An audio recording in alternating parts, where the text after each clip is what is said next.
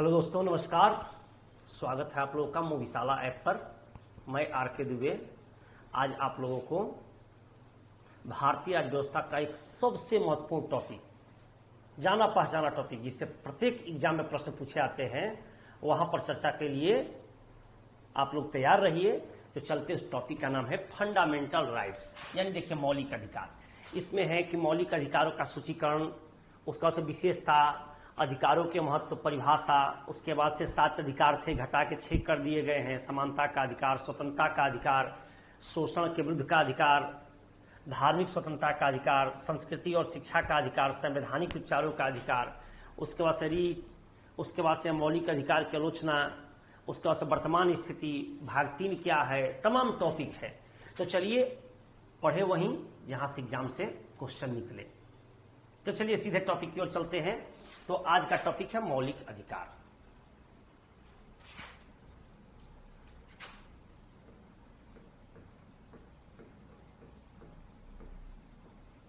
मौलिक अधिकार, इसको मूल अधिकार भी कहते हैं। मौलिक अधिकार का दूसरा नाम होता है मूल अधिकार। तो ऐसा कहा जा सकता है कि मौलिक अधिकार किसे कहते हैं, तो संविधान द्वारा प्रदत्त वैसा अधिकार। किसको? तो संविधान द्वारा प्रदत्त मतलब दिया हुआ वैसा अधिकार जो नागरिकों के सर्वांगीण विकास के लिए प्रदान किए गए हैं, उस अधिकार को क्या कहते हैं? मूल अधिकार या मौलिक अधिकार कहते हैं। यदि इसका हनन हो तो हम सुप्रीम कोर्ट का भी शरण ले सकते हैं। मैं चाहूं तो इसको बोर्ड पर लिख सकता हूं, लेकिन परिभाषा से कहीं प्रीलिम्स में क्वेश्चन नहीं आते हैं, इसलिए परिभाषा लिखाना जरूरी नहीं है। मैं फिर से परिभाषा को दोहरा दे रहा हूं। संविधान द्वारा प्रदत्त वैसा अधिकार, मैंने संविधान द्वारा दिया गया वैसा अधिकार जो नागरिकों के सर्वांगीण, माने सामाजिक, आर्थिक, राजनीतिक हर प्रकार के विकास के लिए प्रदान किए गए, उस अधिकार को क्या कहते हैं? मौलिक अधिकार कहते हैं। यदि मौलिक अधिकारों का हनन हो किसी प्रकार से तो आप सुप्रीम कोर्ट का भी शरण ले सकते हो। तो चलिए बात करते हैं। तो मौलिक अधिकार का वर्णन संविधान के किस भाग में है? तो इसका वर्णन संविधान के भाग 3 में है। किस भाग में है? भाग 3 में है। और यही बात करते हैं मौलिक अधिकार के, तो इसके किस आर्टिकल में वर्णन है? तो अनुच्छेद 12 से लेकर के 35 अनुच्छेद तक मौलिक अधिकार का वर्णन है। तो मौलिक अधिकार किसके लिए है? तो परिभाषा से क्लियर हो गया, नागरिकों के लिए है। संविधान के किस भाग में है? बारंबार प्रश्न पूछे जाते हैं, तो भाग 3 में है। अनुच्छेद कहां से कहां तक है? तो 12 से 35 तक में है। इसके बाद एक क्वेश्चन पूछे जाते हैं कि यह जो मौलिक अधिकार का स्रोत है, इसका सोर्स है, कॉन्सेप्ट है, यह कहां से लिया गया था? तो अमेरिका के संविधान से। अमेरिका या यूएसए लिखता है, अमेरिका के संविधान से लिया गया था। कहां से लिया गया है? तो मौलिक अधिकार अमेरिका के संविधान से लिया गया है। अब एक शब्द आता है जो कि मैं आपको बता दूं कि एक शब्द आता है मैग्ना कार्टा। मैग्ना कार्टा, एक वर्ड आता है मैग्ना कार्टा। तो मैग्ना कार्टा क्या है? मैग्ना कार्टा, तो क्वेश्चन आता है कि मैग्ना कार्टा संविधान के किस भाग को कहते हैं? तो भाग 3 को। मैग्ना कार्टा किसे कहते हैं? तो मूल अधिकार को। एक क्वेश्चन इतना ही आता है, लेकिन आपको यह समझना है कि आखिर मैग्ना कार्टा क्या है, यह शब्द कहां से आया मैग्ना कार्टा। तो मैग्ना कार्टा जो शब्द आया ना, यह ब्रिटेन से आया हुआ शब्द है। कहां से? ब्रिटेन, जिसके हम लोग गुलाम रहे थे 200 से अधिक, 200 साल से अधिक। तो ब्रिटेन से आया शब्द है। तो ब्रिटेन में आप जानते हैं कि राजशाही व्यवस्था चलती है। तो वहां के राजा द्वारा मजदूरों को वास्तव में कुछ अधिकार दिए गए थे। वहां के राजशाही व्यवस्था के द्वारा मजदूरों को कुछ अधिकार दिए गए थे, जिसको मैग्ना कार्टा कहा। तो जहां भी अधिकार शब्द का प्रयोग होता है, क्या बोले हैं? जहां भी अधिकार शब्द का प्रयोग होता है तो उसे मैग्ना कार्टा से सुनिश्चित किया जा सकता है या मैग्ना कार्टा समझा जा सकता है। तो ये लाइन आपको क्लियर हो गया। इसके आगे चलते हैं। तो भारतीय संविधान में मौलिक अधिकारों की संख्या कितनी थी और कितनी है? तो संविधान के द्वारा मौलिक अधिकार 7 थे। कितने थे? मौलिक अधिकार प्रारंभ में 7 थे। कितने थे? 7 थे। मौलिक अधिकार कितने से? 7 थे। किंतु वर्तमान में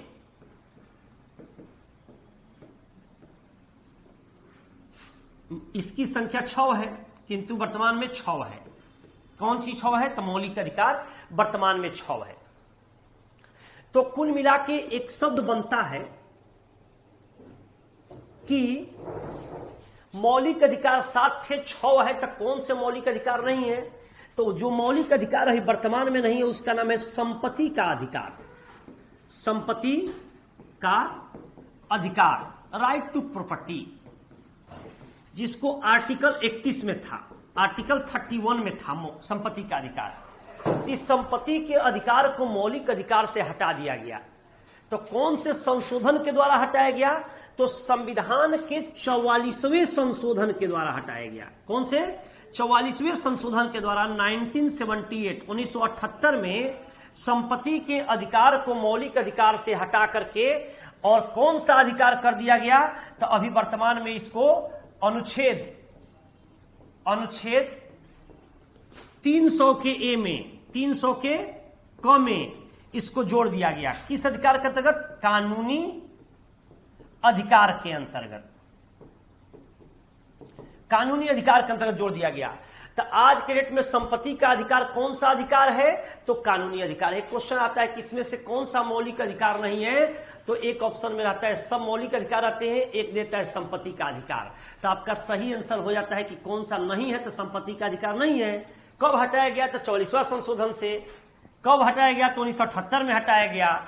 अब आपको दिमाग में होगा कि सर मौलिक अधिकार और कानूनी अधिकार में क्या अंतर है। तो बेसिक अंतर जान लीजिए, मौलिक अधिकार और कानूनी अधिकार में अंतर। मौलिक अधिकार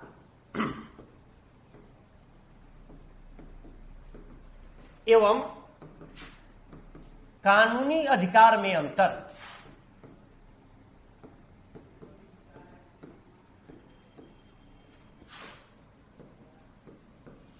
एक क्वेश्चन बहुत सिंपल है, इसमें दम भी नहीं है कि मौलिक अधिकार क्या है, कैसे मतलब कि समझेंगे, कानूनी अधिकार में बेसिक अंतर क्या है। तो मौलिक अधिकार के अकॉर्डिंग हाई कोर्ट और सुप्रीम कोर्ट रीट जारी कर सकते हैं। क्या कर सकते हैं कि मौलिक अधिकार के अंतर्गत, मौलिक अधिकार के अंतर्गत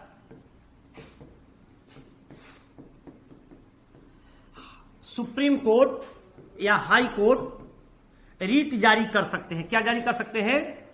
रीट जारी कर सकते हैं। किंतु कानूनी अधिकार के अंतर्गत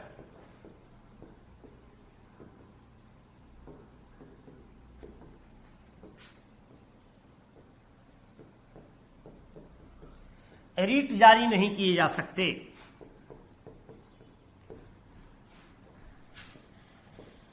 नहीं किए जा सकते।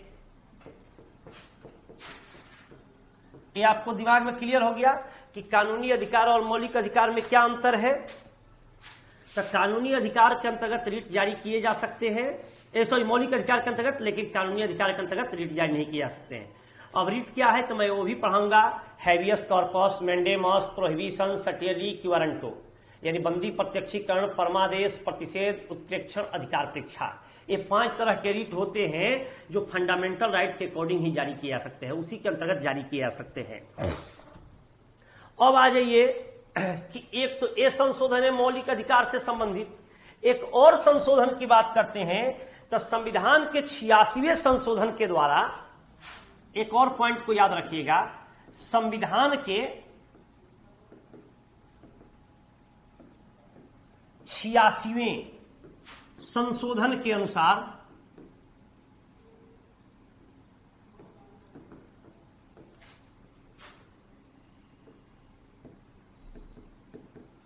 तेरह दिसंबर 2002 को, डेट लिख दिए चूंकि 2003 लिखा मिलता है, 13 दिसंबर 2002 को ना प्राइमरी एजुकेशनल राइट, प्राथमिक शिक्षा के अधिकार को, प्राथमिक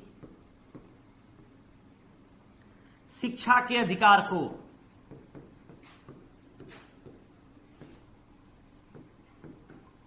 प्राथमिक शिक्षा के अधिकार को मौलिक अधिकार से जोड़ा गया।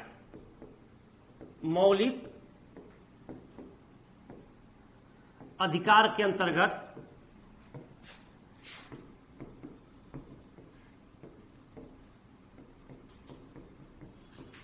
अनुच्छेद 21 के ए में रखा गया, 21 के क में रखा गया। यानी आपको जितना जीना जरूरी है उतना पढ़ना भी जरूरी है। बात समझ गए? इसके अलावे चलिए अब सीधे चलते हैं अपने टॉपिक की ओर कि आपको कौन कौन से मौलिक अधिकार साथ थे, जिसमें कि एक तो मैंने बता दिया हटाया गया था, संपत्ति के अधिकार। तो अभी वर्तमान में कौन कौन से 6 मौलिक अधिकार बचे हुए हैं, तो इसको थोड़ा सा चलिए इस पर चर्चा कर लेते हैं। तो मौलिक अधिकार जो है उसको देखिए कि 6 मौलिक अधिकार है।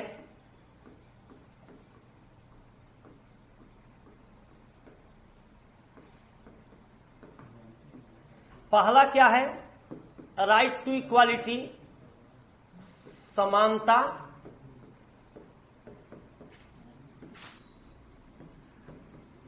Right to equality. दूसरा है right to freedom.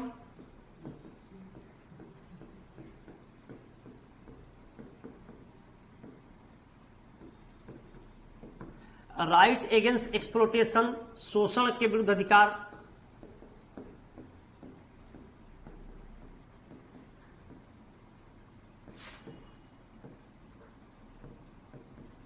Right to religious freedom, धार्मिक स्वतंत्रता का अधिकार।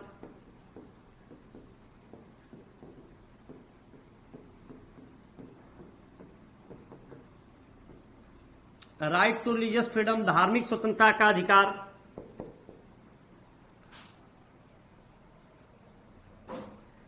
कल्चर एंड एजुकेशनल राइट, संस्कृति एवं शिक्षा का अधिकार।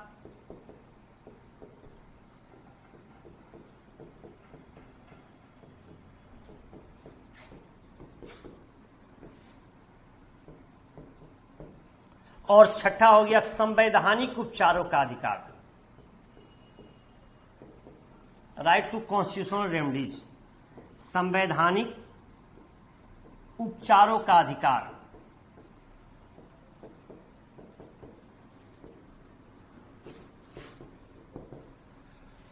तो राइट टू इक्वालिटी, इसका वर्णन है आर्टिकल 14 टू 18, 14 से 18 अनुच्छेद में। राइट टू फ्रीडम, इसका है 19, 21, 22, 19 से 22 तक में।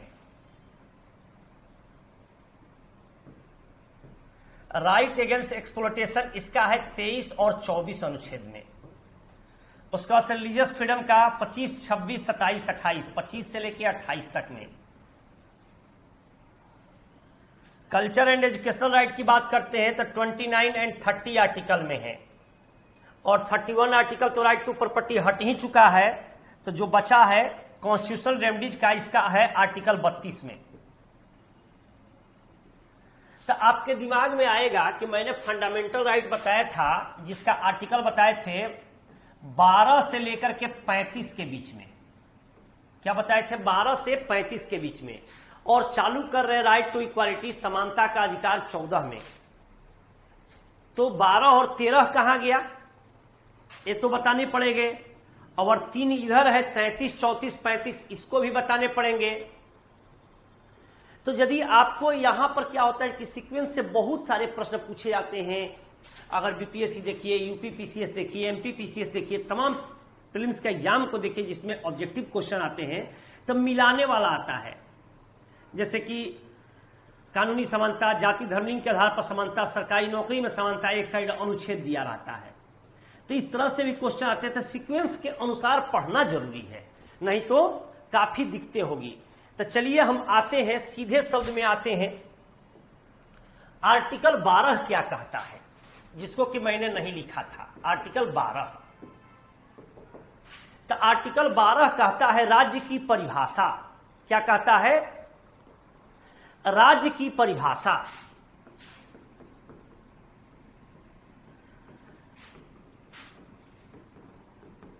चूंकि राज्य के नागरिकों को ही ना मौलिक अधिकार दिए गए हैं जी, तो राज्य किसे कहते हैं?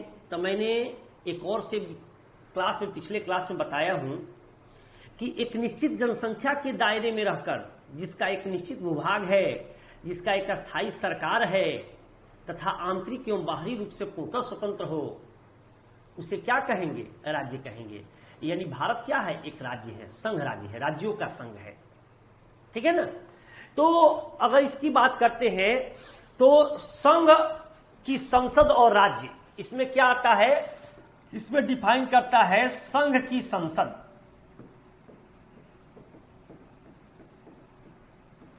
मतलब कि यहां पर आर्टिकल 12 में कहता है तो संघ के संसद के अनुसार नियम बनते हैं, और मैंने बताया कि फंडामेंटल राइट सुप्रीम कोर्ट में भी जाते हैं।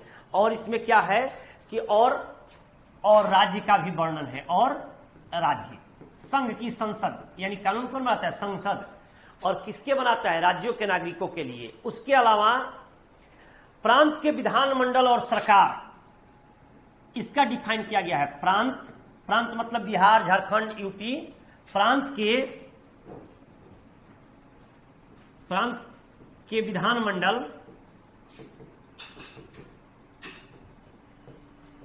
प्रांत के विधानमंडल एवं सरकार। सरकार क्या है? तो सरकार राज्य का एक ऐसा मशीन है। सरकार क्या है? तो राज्य का एक ऐसा मशीन है जो राज्य की व्यवस्था को सुचारू रूप से चलाता है। उसके बाद से एक और क्या है इसमें राज्य की परिभाषा में? स्थानीय स्वशासन।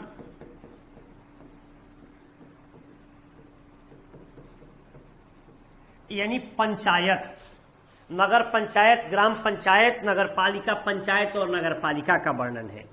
इसके अलावा सरकार की शक्ति का प्रयोग करने वाला व्यक्ति और संस्था, सरकार के शक्ति का प्रयोग करने वाला व्यक्ति मतलब एसपीडीएम एवं संस्था, थाना हो गया, जिला प्रशासन हो गया। तो इस टाइप से इसका वर्णन है कि भाई देखिए, जब अगर कहीं भी बात चलती है मौलिक अधिकारों का, ध्यान से समझिएगा, तो यदि मौलिक अधिकारों की बात चलती है तो संघ की संसद और राज्य का वर्णन आता है, राज्य विधानमंडल एवं सरकार का वर्णन आता है। चूंकि इसी के अंतर्गत व्यक्ति रहेगा जिसको फंडामेंटल राइट दिया जाएगा, स्थानीय स्वशासन। और राज्य की शक्ति का प्रयोग कौन करेगा? तो कोई व्यक्ति करेगा या कोई संस्था करेगी। तो इस सब का जवाबदेही जो है फंडामेंटल राइट को ध्यान में रखते हुए किस आर्टिकल में लिखा गया है? तो अनुच्छेद 12 में। 13 में क्या है कि ऐसा कोई कानून नहीं बनाया जा सकता। आर्टिकल 13, ऐसा कोई कानून नहीं बनाया जा सकता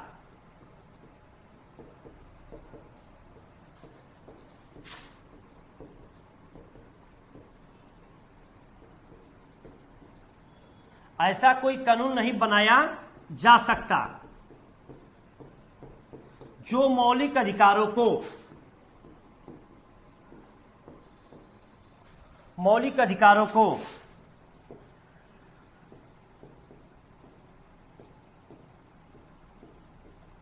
कम करे। यह अनुच्छेद कौन सा कहता है? बनाया ना होगा। जो मौलिक अधिकारों को कम करे या उसको खत्म करे, ऐसा कोई भी कानून नहीं बनाया जा सकता।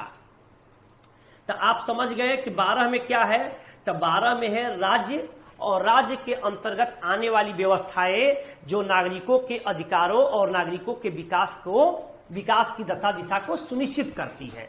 ये क्या है? नागरिकों के अधिकार देने वाली संस्था तो संविधान ही है, पावर संविधान ही है, लेकिन उसके देख रेख और उसके सुरक्षा की जवाबदेही जो है ना, नियम और शक्ति के द्वारा होता है, जो कि सरकार के शक्ति का प्रयोग करने वाला व्यक्ति या संस्था उसकी सुरक्षा देती है।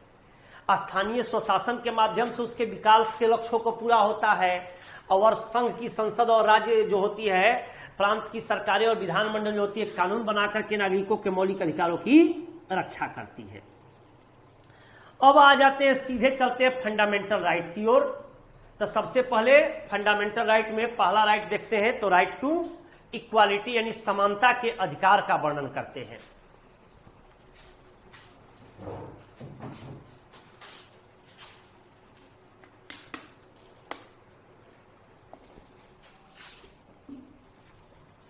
तो चलिए समानता के अधिकार का वर्णन करते हैं। तो पेज नया ले लेते हैं।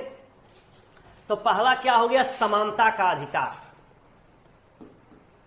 राइट टू इक्वालिटी, समानता का अधिकार। आप भी जानते हैं कि क्या लिखे हैं, याद रखिएगा 14 से लेकर के 18 में। अब देखिए मौखिक याद कर लीजिए। 14 में है विधि के समक्ष समानता यानी कानूनी समानता। 15 में क्या है? जाति धर्म लिंग के आधार पर समानता। 16 में क्या है? लोक नियोजन यानी सरकारी नौकरी में समानता। 17 में क्या है? अस्पृश्यता कांड। 18 में क्या है? उपाधि कांड। तो यही आपको मात्र समानता के विषय में कहा जाता है। तो चलिए एक एक करके पढ़ा देंगे। समानता क्या है?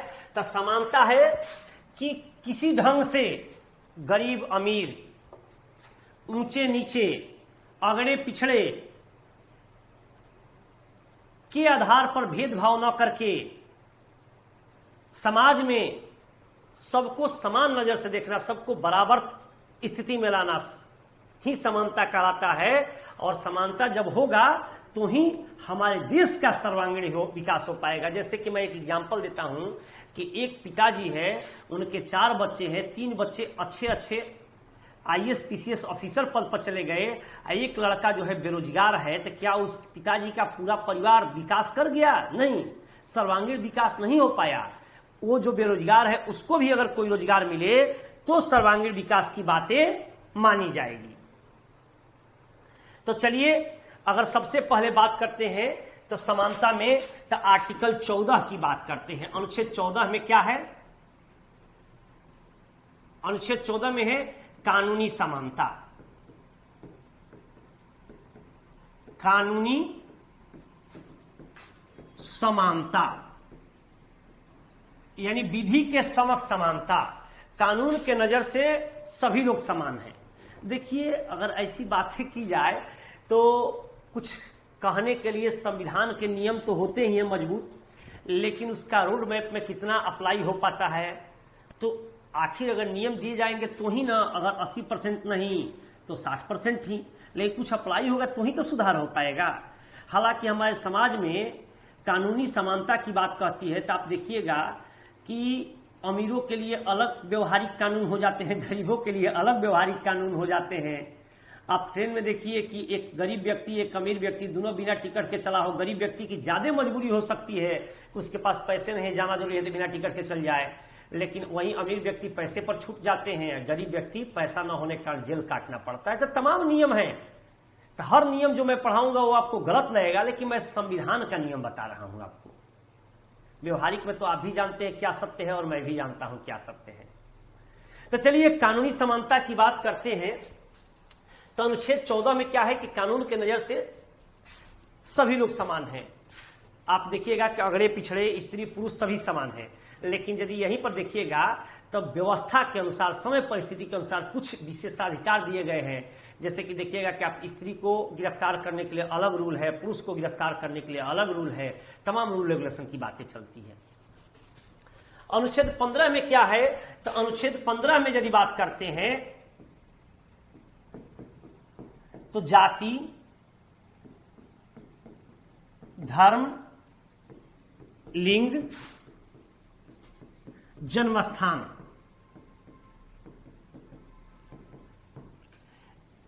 इन सब के आधार पर समानता की बातें कह दी गई है। जाति के आधार पर ऐसा कोई नहीं है कि पद आपको नहीं दिया जाएगा। जैसे कि सेना में अगर पुजारी का पद है और कोई दलित जाति का व्यक्ति अगर वह योग्यता रखता हो, जैसे आचार्य की योग्यता के लिए वैकेंसी निकलती हो, योग्यता रखता हो, प्रतियोगिता परीक्षा उसमें जो भी क्राइटेरिया हो उसको पार करता हो, तो उसे वह नौकरी दी जाएगी। ऐसा नहीं कहा जा सकता है कि तुम हरिजन हो तो तुम्हें नौकरी नहीं दी जाएगी। यह हमारा संविधान कहता है, मैं नहीं कहता हूं। जाति धर्म लिंग के आधार पर समानता की बातें कही गई है। मैंने भेदभाव पर, जन्मस्थान के आधार पर भेदभाव के लिए रोक लगाई गई है। ऐसा कोई फॉर्म नहीं निकलता है जिसमें कहा जाता है कि अर्बन एरिया के लोग भर सकते हैं, रूरल एरिया के लोग नहीं भर सकते हैं, शहरी लोग भर सकते हैं, ग्रामीण लोग नहीं भर सकते हैं। ऐसा कोई वैकेंसी नहीं आती है, क्योंकि हमारा संविधान ही सबको समान अधिकार देता है। अनुच्छेद 16 में क्या है, भेदभाव पर रोक लगाई गई है। मन जाति धर्म लिंग के आधार जन्मस्थान के आधार पर भेदभाव के आधार पर भेदभाव पर रोक।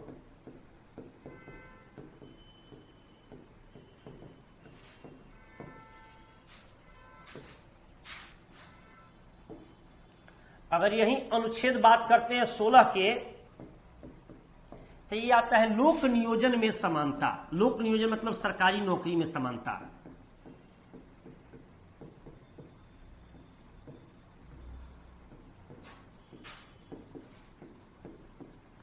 लोक नियोजन में समानता यानी सरकारी नौकरी में सभी लोगों को समान अधिकार दिए गए हैं, चाहे वह ऊंचे जाति का हो, नीचे जाति का हो, स्त्री हो, पुरुष हो। तो फिर आप एक क्वेश्चन नहीं उठाइएगा कि सर तब महिला आरक्षण, महिला के लिए अलग कटअफ क्यों बनता है, पुरुष के लिए अलग कटअफ क्यों बनता है, ओबीसी के लिए अलग कटअफ क्यों बनता है, एससी के लिए अलग क्यों बनता है। तो इसका जवाब है ना कि रिजर्वेशन। रिजर्वेशन जब आया तो आप जानते होंगे कि पूना पैक्ट हुआ था 1932 में, गांधी अंबेडकर समझौता। तो अंबेडकर महोदय कहे थे कि हमारे दलित जातियों को संविधान के ऊंचे पद पर अधिकार नहीं मिलेगा। तो इसी कारण से उन्होंने भी एक अलग देश की मांग करने लगे थे, जीना जैसा। तो गांधी जी और अंबेडकर जी में एक समझौता हुआ और उसी समझौता को पूना पैक्ट का नाम दिया गया, जिसमें गांधी जी के द्वारा एक प्रस्ताव को स्वीकार किया गया। एक नया फॉर्मूला आया कि 10 वर्षों के लिए आपके बिरादरी के लोगों को सुविधा दिया जाएगा, कम कटअफ, अलग कटअफ निकाला जाएगा, ताकि आपका भी हर जगह पर स्वामित्व हो जाए, अधिकार हो जाए, हर जगह पर आपके भी कास्ट के लोग बैठ जाए। फिर हम और आप भाई भाई और मिल करके देश को सर्वांगीण विकास की तरफ आगे लेके चलेंगे। यही सोच था, लेकिन वह सोच था, आज यह पॉलिटिक्स हो गया है। आज जो होता है ना, रिजर्वेशन एक मुद्दा हो गया है जिसके नाम पर वोट लिए जाते हैं। और आज के नेताओं के विषय में मैं इतना ही बोल सकता हूं कि जो नेता होते हैं नाम के ही नेता, सदा लेता ही नेता, किसी को कुछ नहीं देता, किसी को तन नहीं देता, किसी को मन नहीं देता, और जीत जाए गलती से तो दर्शन नहीं देता। तो नेता लोग चाहते ही नहीं है गरीबी दूर हो। अगर वो चाहते कि गरीबी दूर हो तो आज कोई गरीब नहीं रहता। मैं एग्जांपल दे रहा हूं कि जब से देश स्वतंत्र हुआ, एक बिहार का, चूंकि बीपीएससी का बैच चल रहा है, तो बिहार का एग्जांपल दे रहा हूं। जब से देश स्वतंत्र हुआ तब से लगभग मान के चलिए 50-70 साल में, 70 साल में 40 साल जो बिहार के सीएम बने, सभी जाति के बने, जिसमें नाई, ब्राह्मण, राजपूत, हर जाति के लोग बने, एससी, एसटी, दलित, मुस्लिम, हर जाति के लोग बने। 40 साल में हर जाति के लोग बने। लेकिन आज 30 साल है जिसमें कि मात्र 2 ही जाति या 2 ही व्यक्ति मुख्यमंत्री रह गए 15 साल और 20 साल, 35 साल में, एप्रोक्स मिला के चलिए आधे समय में, जिसमें कि एक लालू जी का परिवारवाद का और दूसरा नीतीश कुमार इकलौते। और आज भी कहते हैं कि जातिगत व्यवस्था में आरक्षण चाहिए। आज भी मंडल कमीशन के अकॉर्डिंग या यादव हो या कुर्मी हो, दोनों कहीं ना कहीं डिमांड कर रहे हैं। तो ये बात स्पष्ट होकर आती है कि सरकार की पॉलिसी है कि खत्म नहीं होने देना है। अगर सरकार की पॉलिसी विकास पर रहती, रिजर्वेशन पर नहीं रहती, तो आज तक रिजर्वेशन नहीं केवल विकास की चर्चा होती। तो इसीलिए नारा दिया गया है ना, सब पढ़े और कोई ना बढ़े। क्योंकि बढ़ जाइएगा तो वोट नहीं दीजिएगा। चलिए आगे बढ़ते हैं। अगर आर्टिकल 17 की बात करते हैं, अनुच्छेद 17 की बात करते हैं, तो अनुच्छेद 17 में होता है अनटीचबिलिटी, यानी अस्पृश्यता। इसका इंग्लिश तब देखिएगा, अन माने नहीं, टच माने छूना, जिसको नहीं छू सकते हैं, अछूत, इसी से शब्द बना है छुआ छूत। अनटीचबिलिटी यानी अस्पृश्यता का अंत, अस्पृश्यता का अंत। ये जो किया गया है आर्टिकल 17 अनुच्छेद 17 में अस्पृश्यता का अंत कर दिया गया है। समाज में ना आप छुआछूत को बढ़ावा नहीं दे सकते हैं। और 1955 में धारा 17 के अनुसार, 1955 में धारा 17 के अनुसार अस्पृश्यता को दंडनीय अपराध घोषित कर दिया गया। 1955 में धारा 17 के अनुसार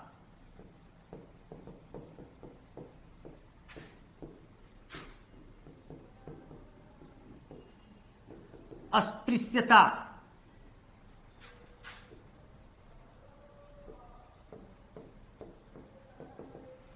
अंत कर दिया गया, या अस्पृश्यता को दंडनीय अपराध घोषित कर दिया गया। अस्पृश्यता को, अस्पृश्यता मिटा दिए,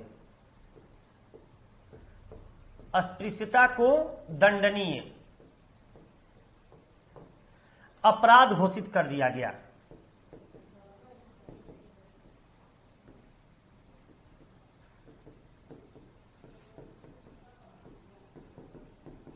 यानी आप किसी को अछूत समझते हैं तो यह दंडनीय अपराध है।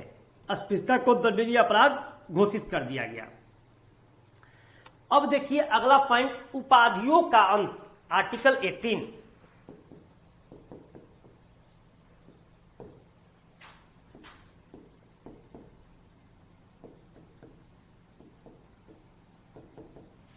अब उपाधियों का अंत क्या है, तो इससे क्वेश्चन बहुत कम आते हैं, लेकिन उपाधियों का अंत मतलब कि जो खानदानी उपाधि थे जैसे शेख, चौधरी, चौहान, आप देखे होंगे पुराने पुराने मूवी में कि यह कुत्ता जो है चौधरी का है, अगर दलित व्यक्ति उस कुत्ते को छू देगा तो वह क्या हो जाएगा, कुतवा अछूत हो जाएगा।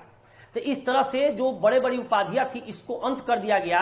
लेकिन आज के डेट में देखते हैं कि उपाधि जो दी जाती है जैसे भारत रत्न, पद्म भूषण, पद्म विभूषण, पद्मश्री, इस तरह की जो बड़ी बड़ी उपाधियां दी जाती है, इस तरह की जो बड़ी बड़ी उपाधियां दी जाती है यह आर्टिकल 18 से ही दी जाती है। बड़ी बड़ी उपाधियां जो दी जाती है आर्टिकल 18 से ही दी जाती है। तो इस उपाधियों को रखा गया। जैसे कि क्वेश्चन आता है कि अटल बिहारी वाजपेयी को भारत रत्न का पुरस्कार किस आर्टिकल से दिया गया, तो इसका जवाब होगा आर्टिकल 18, अनुच्छेद 18 से दिया गया। तो अभी मैं आपको क्या पढ़ाया, फंडामेंटल राइट में मात्र एक राइट टू इक्वालिटी यानी समानता के अधिकार। अब मैंने यहां पर बताया कि यहां से भी क्वेश्चन पूछता है, 4 गो अनुच्छेद देता है, इधर कुछ शब्द देते हैं, कानूनी समानता, जाति धर्म लिंग लैंगिक समानता, लोक नियोजन में समानता, अस्पृश्यता का अंत, उपाधियों का अंत, और कहता है कि मैच कीजिए आर्टिकल से। तो आपको आर्टिकल वे में याद चाहिए तो ही मैच हो पाएगा। अब अगला टॉपिक क्या है, राइट टू फ्रीडम यानी स्वतंत्रता का अधिकार। तो आज मैं वीडियो को यहीं पर रोक रहा हूं और अगले क्लास में मैं इसको आगे बढ़ाऊंगा, राइट टू फ्रीडम, क्योंकि अगला टाइम दूसरे टीचर का हो चुका है। Thank you.